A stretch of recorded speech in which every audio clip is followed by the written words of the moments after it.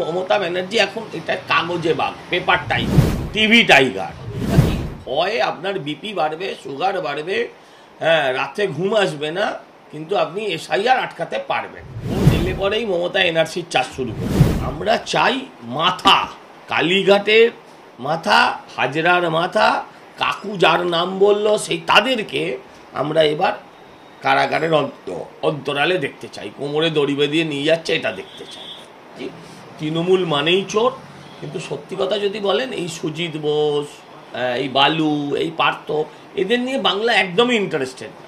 শুভেন্দুবাবুর দাবি যথার্থ, সঙ্গত, কারণ যেভাবে সিইওকে তিনি আক্রমণ করেছেন, এটা শুধু সিইওকে আক্রমণ করা নয়, এটা ইলেকশন কমিশনকে আক্রমণ। আর ইলেকশন কমিশনকে আক্রমণ মানে ভারতীয় গণতন্ত্রের যেটা প্রধান স্তম্ভ, যে গণতন্ত্রের যেটা প্রধান স্তম্ভ, সেই নির্বাচন প্রক্রিয়াকে কলুষিত করা।